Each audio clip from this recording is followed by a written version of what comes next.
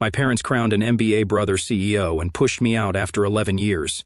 I exposed the $850,000 disaster, built my own brand, and they came begging. After 11 years building my family's restaurant into a local gem, my parents replaced me with my MBA-toting little brother. 9 days later, they lost an $850,000 deal I had landed, and then came begging for my help. The award plaque slips from my fingers as I stand frozen in the doorway of Riverside Ember's private dining room. The glass trophy crashes against the polished hardwood floor, the crack echoing like a gunshot through the silence. No one even flinches. Their eyes remain fixed on the projection screen, where my brother's PowerPoint presentation glows with corporate confidence. Riverside Ember's expansion strategy. CEO Caleb Morgan. CEO Caleb Morgan. My throat constricts as I scan the faces around our antique mahogany table. My father's proud smile, my mother's hands clasped in anticipation, and my brother's perfectly pressed suit as he stands at the head of the table. My table, the place I've occupied for over a decade of family meetings. "Jovi," Dad says, clearing his throat. "You're late. We've already started the annual meeting." "Annual meeting?" My voice sounds distant to my own ears. "He moved it up 2 weeks. The restaurant's 15th. Anniversary celebration is tomorrow. I've been finalizing details all morning." Caleb clicks to the next slide. "Which is exactly why we need to formalize the transition now. The celebration provides the perfect announcement opportunity." Transition? The word tastes bitter. Mom leans forward. "Honey, we've transferred operational control to Caleb effective immediately. We wanted to surprise you." "Congratulations," I whisper, but no one hears me over the sound of my world shattering. Just last week, I stood under the spotlights at the Portland Culinary Excellence Awards, accepting Seafood Dish of the Year for my king crab with tangerine glaze. The audience had erupted in applause, but at our celebration dinner afterward, my parents had merely picked at their food. "It's nice, Jovi," Dad had said, swirling his wine, "but not scalable. We need to think bigger." Meanwhile, they'd raised their glasses to Caleb, toasting his business school network and fresh perspectives. Never mind that while he visited during summer breaks, I spent countless nights perfecting recipes, building relationships with local suppliers, and doubling our revenue over the last 5 years. Now I grip the back of a chair to steady myself. "You can't be serious. I have a culinary degree. I built our marketing strategy. I doubled our revenue. And we appreciate that, honey." Dad's tone drips with condescension. "You're fantastic in the kitchen, but Caleb understands business. You can still be our head chef." Head chef. As if I haven't been running this entire operation for years while they semi-retired to their lake house.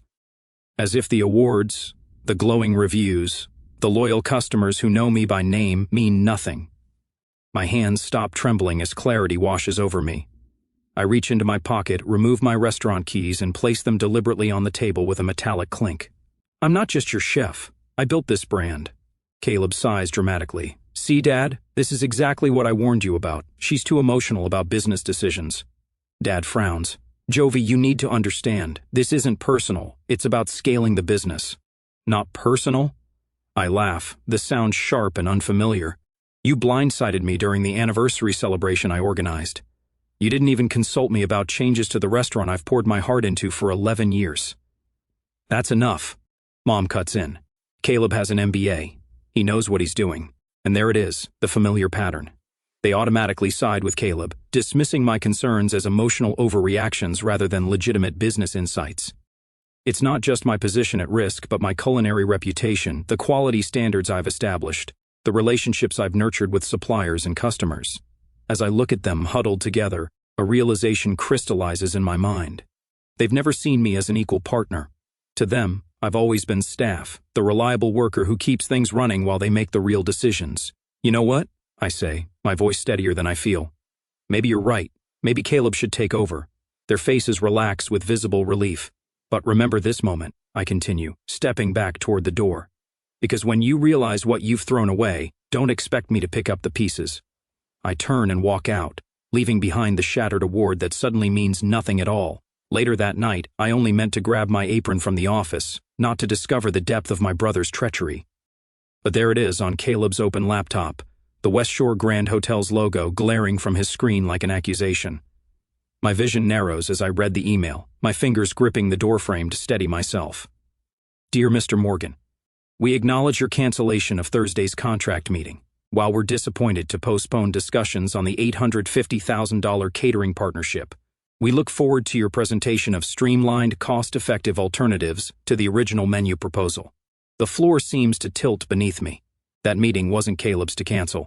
I'd spent 6 months cultivating that relationship, designing seasonal menus, calculating exact food costs that would maintain our quality while ensuring their profit margins. $850,000, nearly a quarter of our annual revenue, dismissed with a single email. I scroll down, nausea building as I read further.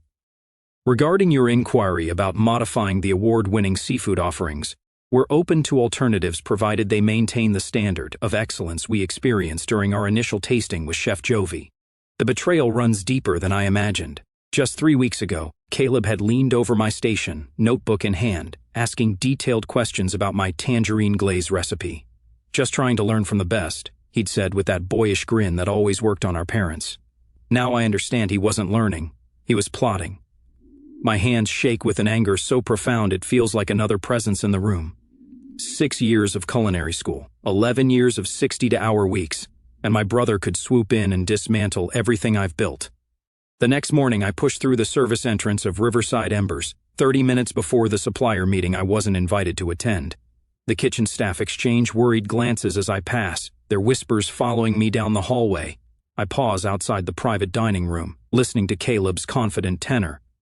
The door is slightly ajar, giving me a clear view of the antique mahogany table where Marcus, our fishmonger of 8 years, sits with a deep furrow between his brows. Beside him is Eleanor, whose family farm has provided our produce since before I joined the restaurant. Across from them sits Caleb in a charcoal suit that still has the tailor's chalk marks visible at the cuffs.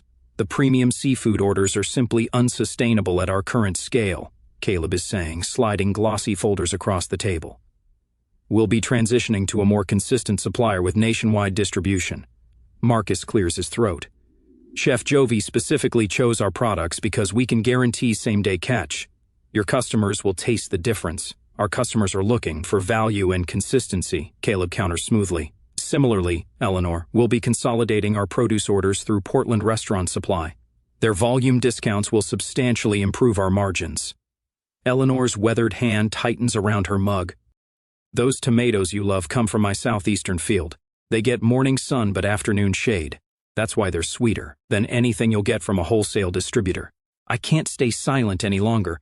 I push the door open and 3 heads swivel toward me. "Jovi." Caleb's smile doesn't reach his eyes. "This is a private meeting. With my suppliers," I counter, moving to stand behind Marcus and Eleanor, "the people who've helped build our reputation for quality." Caleb sighs dramatically. "My sister is having trouble adjusting to the new direction. Please direct all questions to me going forward." "What new direction?" I ask, reaching for the folder in front of Marcus. Inside are mock-ups of new menus. My award-winning king crab with tangerine glaze is gone. So is my cedar plank salmon with huckleberry reduction. In their place are generic descriptions, grilled seafood platter and fish of the day. "You're standardizing the menu," I say, the words sour in my mouth. "For chain expansion." "We're creating scalable systems," Caleb corrects, standing to reassert his authority. Dad and Mom agree it's the right move. The stakes crystallize in my mind with perfect clarity. This isn't just about my job, it's about everything I've built. My culinary reputation, the loyal customers who come specifically for my seasonal creations, and now, the $850,000 West Shore Grand contract that could have secured our financial future while maintaining our standards. "Marcus," I say quietly, "what will happen to your business without our orders?" The fishmonger shakes his head. "We'll survive, but I've got 2 boats that fish primarily for Riverside Embers. I'll need to let one captain go." Eleanor adds, "And I've been expanding my heirloom varieties based on your menu plans, Jovi. If you're not buying, I'll have to plow under half my crops this season." Caleb clears his throat. "These are unfortunate but necessary business adjustments." "Speaking of adjustments, Jovi, we should discuss your compensation package. The head chef position doesn't warrant executive-level pay. The final insult lands like a physical blow. 11 years of 60-hour weeks building this restaurant's reputation, and now I'm facing a demotion and pay cut while watching everything I've created being dismantled for the sake of scalable systems. Later that evening, after everyone is gone, Daniel finds me in the kitchen, methodically packing my personal knives. "The kitchen staff is with you," he says quietly, his voice steady after 8 years as my sous chef. "Whatever you decide to do, we believe in your standards. not his. As I wrap my favorite Santoku knife in protective cloth, the question weighs heavy on my mind: should I stay and fight for the business I helped build, or walk away completely and start fresh? Fighting meant painful daily confrontations with my family, but leaving meant abandoning everything I'd worked for over a decade. What would you do when the people who should value you most fail to see your worth? 2 days later, the staff meeting invitation appears in my inbox with the subject line, "Menu Overhaul Implementation, Mandatory Attendance." I read it twice, my jaw tightening.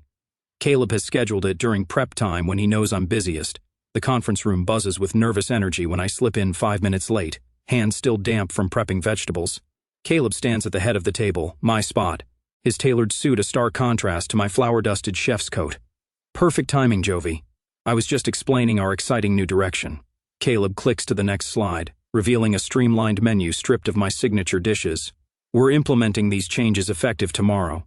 But the king crab with tangerine glaze is our most requested dish. Lauren, our lead server, protests. We have regulars who come specifically for it. Caleb's smile tightens. The new menu prioritizes efficiency and scalability. We can't be held hostage to one chef's specialties. One chef. Like I'm just another employee instead of the person who built this restaurant's reputation. The changes hit like a tsunami. Within days, regular customers begin questioning servers about missing favorites. Mrs. Abernathy, who celebrated her anniversary here for 8 years, leaves without ordering when told the halibut with preserved lemon is no longer available. What happened to the quality? Becomes a common question, and Caleb's response is always the same. Blame the kitchen staff, not his decisions, not his leadership. The execution in the back of house isn't meeting our standards, I overhear him telling the Millers, longtime patrons who sent back their overcooked steaks. Lauren's face burns with embarrassment as she apologizes for food she knows isn't what it should be. The final blow comes when Portland Plate, the city's most respected food blog, publishes a review titled, "Has Riverside Embers Lost Its Flame?"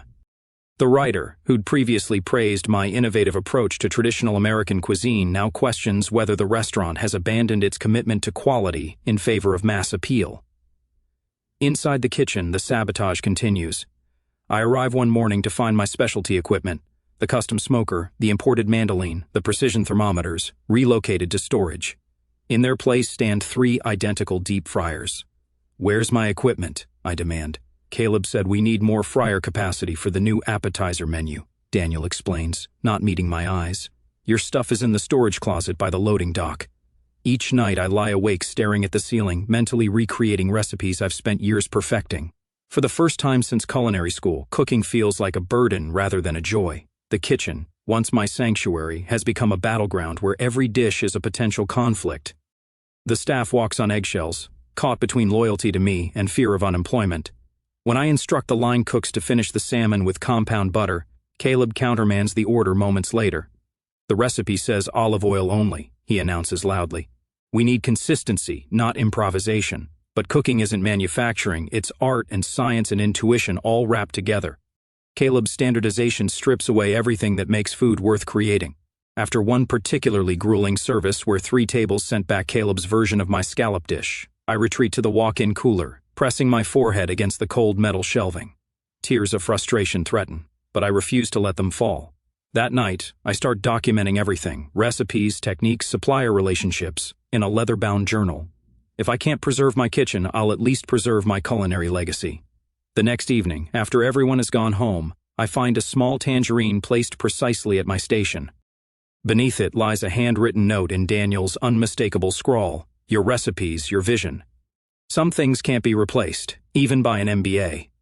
For the first time in weeks, I smile. The breaking point comes during prep for the West Shore Grand Executive Dinner. The kitchen thrums with tension as staff rush to prepare for the most important service since Caleb took over. The $850,000 contract hangs in the balance. I'm adjusting the seasoning on the sauce reduction when my father appears in the doorway, Caleb at his shoulder. "Jovi, we need to talk about tonight's menu," Dad says, his voice carefully modulated. "Caleb has some concerns about your preparations." "My preparations are exactly what won us this opportunity in the first place," I reply, not looking up from the simmering pot. "Jovi, you need to accept that Caleb's in charge now," Dad says, stepping closer. "This is business, not personal." The wooden spoon freezes in my hand. Everything about food is personal. That's why people come back. They don't connect with efficiency. They connect with passion. The West Shore people want to see scalable concepts, Caleb interrupts, not fancy one-offs that only you can execute. His words crystallize everything wrong with their vision. They don't want a restaurant, they want a production line. They don't want my food, they want something anyone could make. You know what I realized? I say, setting down the spoon and untying my apron. We don't share the same values anymore. You see food as a commodity, I see it as an experience. I'm not going to watch you destroy what I've built. I quit, and I'm taking my recipes with me. The kitchen falls silent. Even the hood vents seem to hold their breath. You can't quit, Caleb sputters. Not tonight. Not with West Shore coming. Watch me. I haven't even reached the door when Daniel steps forward. If Chef Jovi is leaving, so am I. 3 more cooks remove their aprons. The sous chef, the pastry chef, the line lead, my people, my team. Later that evening, my phone buzzes with a text from Eleanor, my produce supplier. Wherever you land, your special ordering arrangement comes with you. Quality recognizes quality. For the first time, I allow myself to envision something new, not fighting for scraps of respect in my family's restaurant, but building something truly mine. That night, I sketch concepts for my own restaurant. In the margins of my recipe journal, the page is filled with possibilities rather than grievances. The next morning, I make 2 calls. First to Anthony Vicente, West Shore Grand's culinary director, requesting a private meeting. The second call surprises even me. As I clear out my office, a business card falls from my desk calendar. Marianne Wells, restaurant space realtor. We'd met at a Chamber of Commerce event months ago, and she'd mentioned a prime location opening in the Pearl District. I pick up my phone, my fingers steady as I dial her number. Marianne, it's Jovi Morgan. I think I'm ready for that space we discussed. A week later, my portfolio slides across the polished mahogany table toward Jason Mercer, whose weathered hands have funded 3 of Portland's most successful restaurants.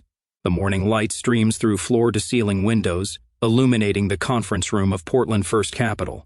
I've followed your work at Riverside Embers for years, Jason says, studying my king crab with tangerine glaze photo. Your flavor combinations are remarkable. I straighten my burgundy blazer, channeling confidence I've rebuilt over the past week. My vision is modern American cuisine featuring sustainable, local ingredients. The dishes that won awards weren't flukes. They were the culmination of relationships with suppliers who understand my standards. Jason nods appreciatively. Most chefs talk ingredients. You talk relationships and systems. That's refreshing. I've prepared for this moment meticulously, rehearsing my pitch while designing my business plan into the early hours. The separation from Riverside Embers burns fresh, but determination has replaced the initial shock. I won't just recreate what worked before, I explain, turning to the financial projections. I've identified exactly where costs can be trimmed without compromising quality. Before I finish my presentation, Jason leans forward. I'll back you. Your portfolio speaks for itself, but your clarity about lessons learned from the family business tells me you're ready to lead. How soon can you secure a location? A weight lifts from my shoulders. Actually, I've found a space in the Pearl District. The previous restaurant closed 3 months ago. Fully equipped kitchen, excellent foot traffic. Jason raises an eyebrow. Impressive preparation.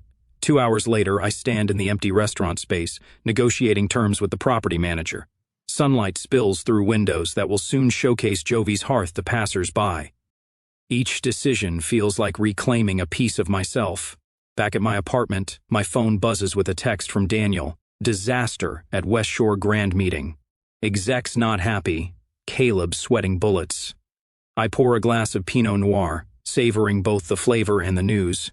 The meeting Caleb hijacked from me has apparently gone exactly as I predicted. Daniel calls an hour later. You would have laughed, he says, his voice hushed. Caleb tried serving your tangerine glaze, but it was nothing like yours. Too sweet, weird consistency. He added too much sugar to compensate for using inferior tangerines, I reply. Knowing my brother's tendencies, the executives noticed immediately. One of them actually asked where you were, Daniel chuckles. They cut the meeting short, saying they needed to reconsider certain aspects of the partnership. Caleb looked like he might throw up. I lean back in my chair, staring at the ceiling. And the fallout? Chaos. Caleb's calling every supplier, trying to figure out what's wrong with the ingredients. But Eleanor's not answering his calls, and Marcus told him the premium seafood he's been getting was based on your relationship. Relationships take years to build, I murmur. That's not all, Daniel continues. 3 corporate events canceled today, words spreading about quality issues. Your parents look shell-shocked. The news should feel more satisfying than it does. Instead, I feel a complicated tangle of vindication and sadness for the restaurant's reputation I worked so hard to build. My phone beeps with an incoming call. Mom. I let it go to voicemail, then listen. Jovi, honey, please call us back. The West Shore Grand Dinner is next week, and we need your help. The family needs you. Please. Her voice cracks on the final plea. I press my forehead against the cool window glass, watching traffic below. When my mother called that evening, tearfully asking me to save the family by helping with the West Shore Grand Dinner, I hesitated. Would returning to help preserve what I'd built show strength? Or would it simply enable more of the same behavior that pushed me out? The next morning, Daniel arrives at my apartment with a folder. Thought you might want these, he says, sliding a stack of papers across my kitchen counter. Daily revenue reports, reservation numbers, customer complaints. They're spiraling. I flip through the documents, noting the sharp decline. They'll blame external factors. They're trying, but the numbers don't lie. Daniel leans against the counter. The kitchen staff is with you. Just say the word. Later, Eleanor introduces me to specialty farmers from the Willamette Valley who can supply Jovi's hearth with heirloom vegetables unavailable to larger restaurants. We walk between rows of rainbow chard, the morning dew still clinging to the leaves. These families have been farming for generations, Eleanor explains. They're excited about working with a chef who appreciates their craft. Marcus calls while I'm driving home. Jovi, I've got a shipment of Alaskan king crab coming next week. Premium quality, and I'm having dinner with Thomas Reynolds tomorrow night. I nearly swerve. The Thomas Reynolds? From Coastal Ventures? The very same. He's looking to invest in a new restaurant concept. I might have mentioned your name. The pieces fall into place faster than I dared hope. With Marcus's seafood connections, Eleanor's produce network, and Daniel's insider information, I can accelerate my timeline by weeks. That afternoon, I receive an email that makes my hands tremble. West Shore Grand executives requesting a meeting to discuss my independent culinary concepts. They've found me. Meanwhile, Riverside Embers' social media pages fill with questions. Where's Chef Jovi? Is she coming back? One review reads, food quality has declined dramatically, missing the previous chef's touch. My father's voicemails grow increasingly desperate. Jovi, this West Shore contract is critical for our expansion. Please reconsider. We can talk about your position. The crack in their facade widens with each passing day. Pride crumbles under the weight of consequences, revealing the truth I've always known. They need me far more than I need them. I stand in the empty space that will become Jovi's hearth, envisioning the future taking shape. A future built on respect, quality, and my unwavering standards.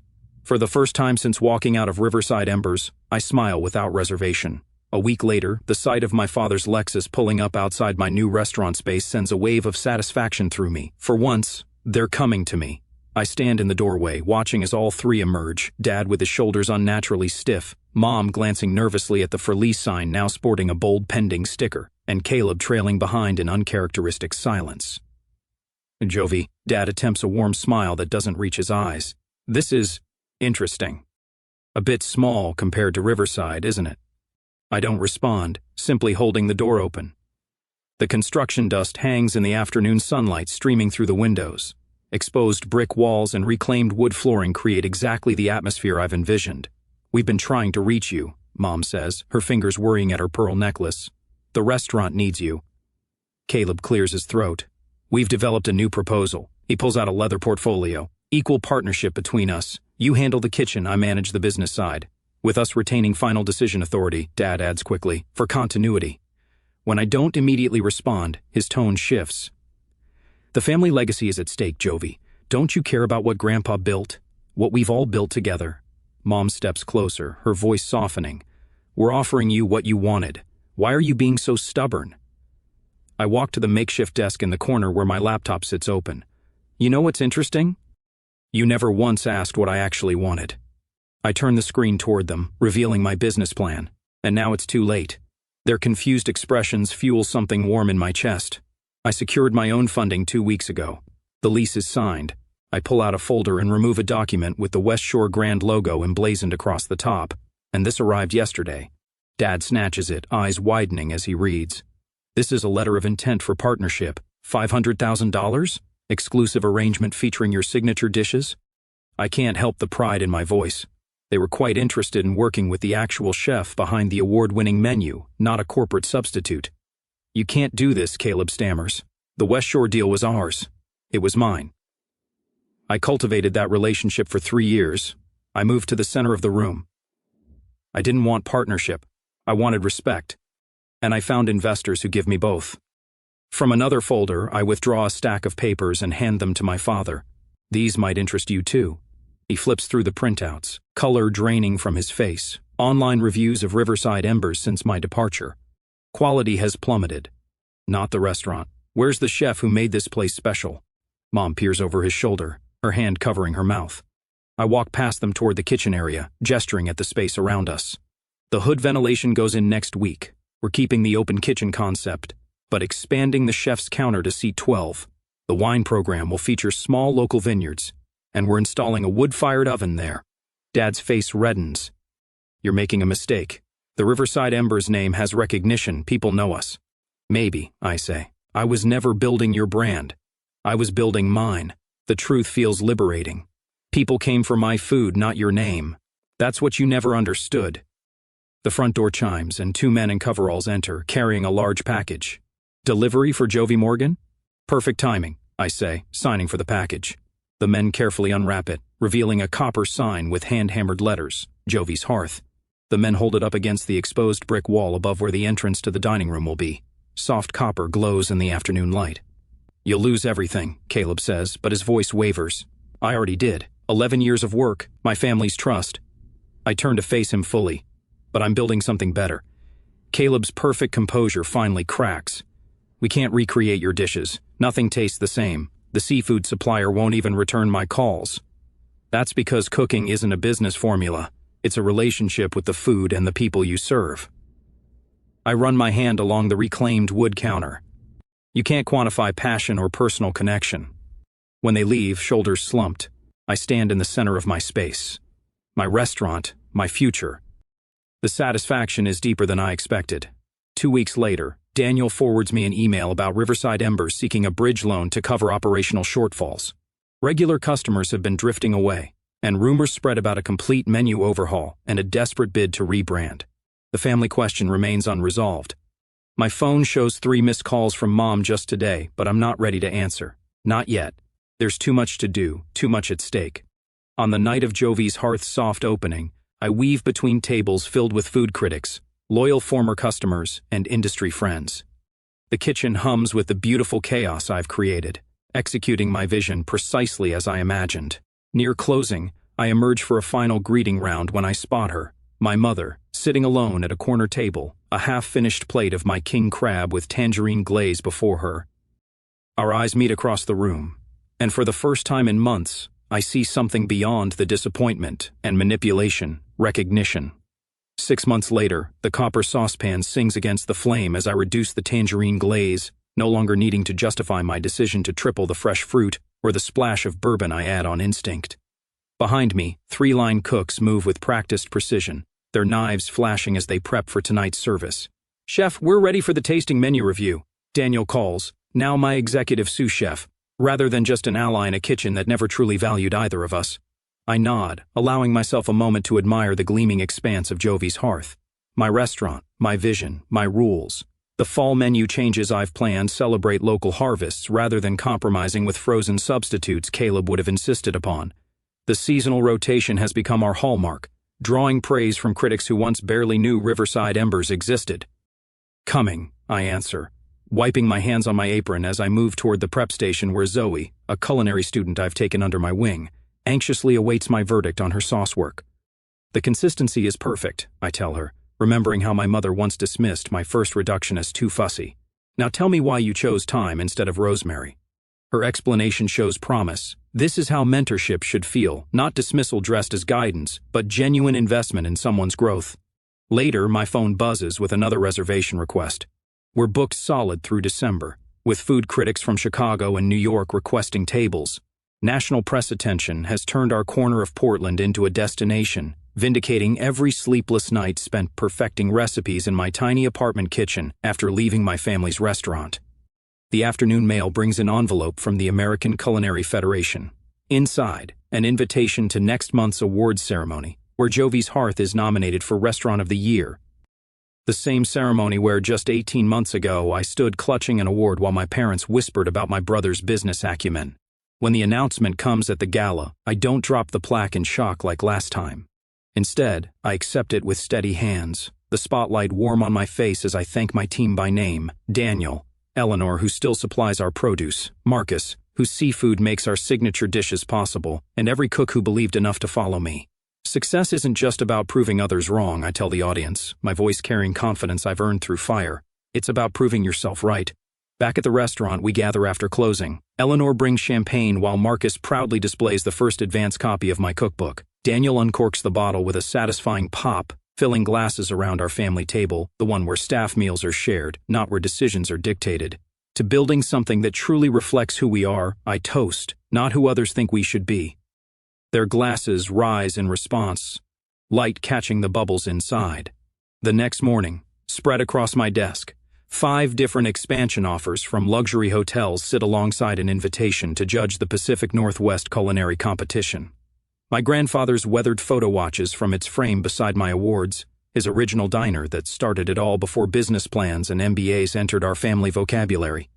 A knock at my office door reveals Caleb, resume in hand, here for the operations director interview I agreed to after our mother's tearful intervention at Christmas. As I consider whether to bring my brother into my business, I wonder if some family relationships can be rebuilt on new foundations, or if some bridges, once burned, should stay crossed. Would you give someone who betrayed you professionally a second chance if they showed genuine change, or is business and family best kept permanently separate? Sometimes the biggest favor someone can do is underestimate you. It forces you to truly value yourself.